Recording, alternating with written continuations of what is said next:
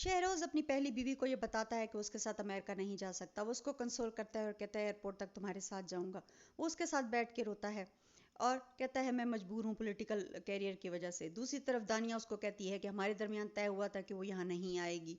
तो वो उसको कहता है कि तय तो यही हुआ था, तो फिर वो तुम्हारी दूसरी बीवी यहाँ क्यों आई? तो वो उसको कहता है दूसरी तुम हो, वो पहली है। ये बात वो दानिया को बहुत बुरी लगती है।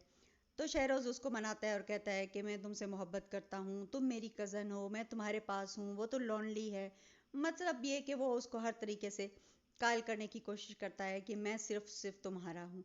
वो दो कभी उस बीवी के पास जाता है और उसको मनाता है और कभी इस बीवी के पास आता है और इसको मनाता है। दूसरी तरफ दानिया की सौतेली माँ जो है वो अपने शौहर से कहती है कि अगर तुम अपनी बेटी को यहाँ ब्याह कर नहीं लाते तो मुझे इतनी तकलीफ ना होती, क्योंकि तुम अपनी पहली बीवी को अभी तक याद करते हो, हालांकि हम दोनों के दो बेटे हैं। तुमने उनका पॉलिटिकल कैरियर नहीं सोचा। तो उसका बाप कहता है कि नहीं, मेरे बेटे पॉलिटिकल में नहीं आना चाहते। दूसरी तरफ दानिया सोचती है कि मैं इस शख्स को कैसे दिल से निकाल दूं। ये तो पहली नज़र में मेरे दिल में आ गया था, अब मैं क्या करूं? मैं इसको छोड़ भी नहीं सकती। और उसकी पहली बीवी अलग उदास पड़ी हुई है। वो कहती है कि पहले मेरे और शहरोज के दरमियान में कोई नहीं था, अब जब से ये लड़की आई है वो मुझसे दूर हो गया है। शहरोज उसको सोते में दानिया को अकेला छोड़ता है और अपनी पहली बीवी के कमरे में आता है और उसको चुप कराने की कोशिश करता है। दानिया की आंख खुल जाती है और वो उन दोनों को देख लेती है इकट्ठा। दानिया एक बार फिर परेशान हो जाती है और कहती है कि ये मजीद मुझसे बर्दाश्त नहीं होता।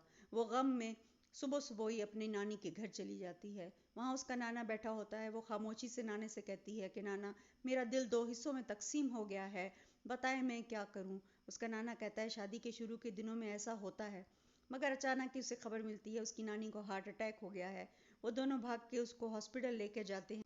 दानिया को मौका नहीं मिलता अपनी नाना को कोई तफसील बताने का। दानिया की सास जो है वो शहरोज को कहती है कि दानिया को जाल में फंसा लो, ये अच्छा मौका है, उसका दिल दुखा हुआ है। दूसरी तरफ वो कैंप को कहती है कि अब ये तकलीफ तुम्हें सारी उम्र बर्दाश्त करना पड़ेगी, हमारी खानदानी बहू भी तो ये तकलीफ बर्दाश्त कर रही है, तुम भी ये तकलीफ बर्दाश्त करो। दानिया का बाप जो है वो भी दानिया से कहता है कि कहीं तुमने कुछ बताया तो नहीं जिसकी वजह से मोमानी जान को हार्ट अटैक हुआ है।